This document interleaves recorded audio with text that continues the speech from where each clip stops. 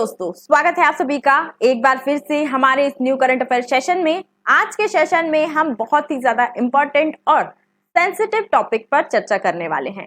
Recently Canada के Toronto शहर में एक प्रोटेस्ट हुआ। यह प्रोटेस्ट हिंदुओं के द्वारा किया जा रहा था। क्यों किया जा रहा था? क्योंकि जो बांग्लादेश में चल रहा है, बांग्लादेश में माइनॉरिटीज के खिलाफ जो अत्याचार हो रहे हैं, उन अत्याचारों को लेकर ये प्रोटेस्ट किया जा रहा था। हजारों की संख्या में जो प्रदर्शनकारी हैं वो टोरंटो शहर में बांग्लादेशी दूतावास के बाहर एकत्रित हुए और मांग की कि बांग्लादेश इन अत्याचारों को रोके, माइनॉरिटीज की जो सिक्योरिटी है उन्हें सुनिश्चित करे। हाल ही में बांग्लादेश में जो घटनाएं घट रही हैं, इससे बहुत सारे क्वेश्चन उठते हैं कि क्या बांग्लादेश में हिंदू कम्युनिटी जो कि वहां पर माइनॉरिटी है वो खतरे में है, और क्या अंतरराष्ट्रीय लेवल पर बांग्लादेश पर कोई प्रेशर क्रिएट किया जा सकता है कि वो इन अत्याचारों को रोके, माइनॉरिटीज को सुरक्षा प्रदान करे, और क्या बांग्लादेश में माइनॉरिटीज को जो भी झेलना पड़ रहा है उसके लिए उनको न्याय मिलेगा। और एक साइकिल पर भी हम चर्चा करेंगे जो चली आ रही है अफगानिस्तान, पाकिस्तान, और अब वही साइकिल बांग्लादेश में भी कंटिन्यू हो रही है। इस साइकिल में ये सिचुएशन आपको मैं बताऊंगी कि कैसे जो हिंदू माइनॉरिटी अल्पसंख्यक हैं उनकी संख्या दिन प्रतिदिन घटती जा रही है। साथ ही हम इस बात पर भी चर्चा करेंगे कि भारत ने अपने लेवल पर क्या क्या कदम उठाए हैं माइनॉरिटीज की सुरक्षा को लेकर, इन देशों में जो माइनॉरिटीज पर अत्याचार हो रहे हैं उनको रोकने के लिए। और अगर आप हमारे चैनल पर नए हैं तो हमारे चैनल को सब्सक्राइब कर लीजिए, वीडियो को लाइक कर दीजिए, क्योंकि जितने लोग भी वीडियोस देखते हैं बहुत कम लोग होते हैं जो चैनल को सब्सक्राइब करते हैं। तो चलिए स्टार्ट करते हैं। जैसा कि मैंने बताया, रिसेंटली कनाडा के टोरंटो शहर में बांग्लादेशी दूतावास के बाहर प्रोटेस्ट किया गया, बहुत बड़ा प्रोटेस्ट किया गया। और ये जो प्रोटेस्ट था बांग्लादेश में चल रहे माइनॉरिटीज पर अत्याचार को रोकने के लिए था। इन प्रदर्शनकारियों के हाथ में कुछ बैनर्स थे जो हमको सोचने पर मजबूर करते हैं, हमारे मन में बहुत सारे सवाल खड़े करते हैं।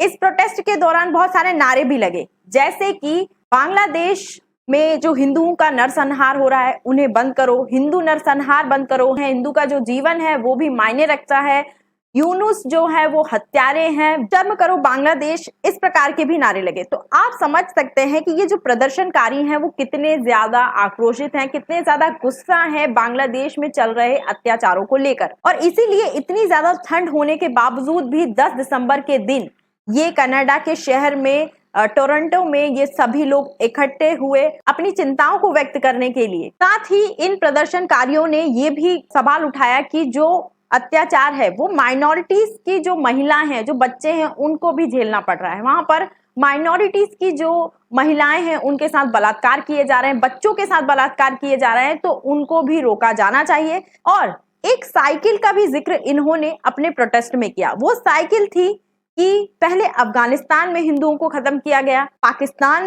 ने धीरे धीरे हिंदुओं को खत्म करना स्टार्ट किया है, और जो सेम चीज है अब वो बांग्लादेश में भी हो रही है। तो एक साइकिल का भी जिक्र इन्होंने किया अपने प्रोटेस्ट के दौरान। और ये जो प्रोटेस्ट है वो इंटरनेशनल ह्यूमन राइट्स डे के दिन किया गया, क्योंकि अल्पसंख्यकों के जो अधिकार हैं उनका हनन किया जा रहा है बांग्लादेश में। भले ही वो हिंदू कम्युनिटी है, हमारे यहाँ पे जो अल्पसंख्यक हैं उनको हमारे संविधान के द्वारा कितनी सारी सुरक्षाएं प्रदान की गई हैं। वहीं अगर हम अपने आसपास के देशों में देख लें, जैसे अफगानिस्तान हो, पाकिस्तान हो या बांग्लादेश हो, यहाँ पर आए दिन अल्पसंख्यकों पर अत्याचार हो रहे हैं, माइनॉरिटीज पर अत्याचार हो रहे हैं, ऐसी न्यूज़ेस सामने आती रहती हैं। तो ये हमारे लिए भी एक बहुत बड़ा चिंता का विषय है, क्योंकि ये हमारे पड़ोसी देश हैं और इन पड़ोसी देशों में जो जो होता है उनका असर हमारे देश में भी होता है। भारत में भी बहुत सारे ऐसे प्रोटेस्ट जगह जगह पर हो रहे हैं। भारत के भी लोग हिंदुओं के लिए अपनी आवाज उठा रहे हैं, तथा इन प्रदर्शनकारियों की बहुत ही ज्यादा बेसिक मांग है कि माइनॉरिटीज की हत्या बंद करो, उनके जो धार्मिक स्थल हैं, पूजा स्थल हैं, उनको तोड़ना, उनके साथ खिलवाड़ करना बंद किया जाए, उनके जो महिलाएं हैं, उनके जो बच्चे हैं, उनके साथ जो दुर्व्यवहार हो रहा है, उनके साथ जो बलात्कार हो रहे हैं उसको रोका जाए। क्योंकि कभी भी दो समुदायों के बीच अगर कोई हिंसा होती है तो सबसे ज्यादा जो बुरा व्यवहार होता है वो महिलाओं और बच्चों के साथ होता है। महिलाओं का अपहरण किया जाता है, किडनैपिंग की जाती है, उनके साथ बलात्कार किया जाता है, गैंग रेप किया जाता है, और तो और उन महिलाओं को वेश्यावृत्ति में तक धकेल दिया जाता है। तो इतनी ज्यादा दुर्दशा होती है अगर किसी भी दो समुदायों के बीच हिंसा होती है। तो इसी प्रकार का कुछ बांग्लादेश में हो रहा है, जिसके खिलाफ ये प्रदर्शनकारी आवाज उठा रहे हैं। इनके द्वारा ये भी कहा जा रहा है कि बांग्लादेश में जो हिंदू रह रहे हैं वो कहीं से आए नहीं है, वो कहीं के आक्रमणकारी नहीं है, उनका जन्म वहीं पर हुआ है। वो बहुत पीढ़ी दर पीढ़ी उनके जो पूर्वज हैं वहां रहते आए हैं, उनका जन्म इसी मिट्टी से हुआ है।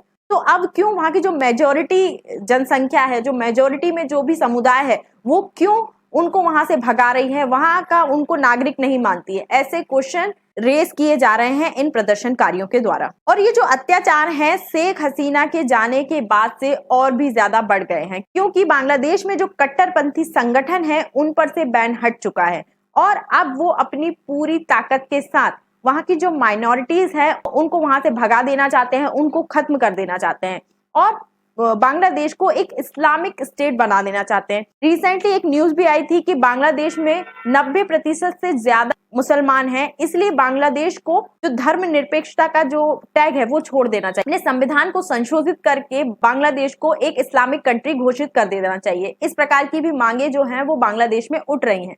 आपकी क्या राय है, हमें कमेंट में लिखकर जरूर बताइए कि क्या सच में बांग्लादेश में हिंदू माइनॉरिटीज पर खतरा है, वो खतरे में है, और भारत को क्या कदम उठाने चाहिए बांग्लादेश में चल रही इन अत्याचारों को रोकने के लिए? जिसका भी कमेंट मुझे सबसे ज्यादा पसंद आएगा मैं उसे लाइक कर दूंगी। आज के सेशन में इतना ही। आई होप आपको ये वीडियो अच्छी लगी होगी। वीडियो अच्छी लगी है तो चैनल को सब्सक्राइब कर दीजिए, वीडियो को लाइक कर दीजिए। तब तक के लिए जय हिंद, जय भारत।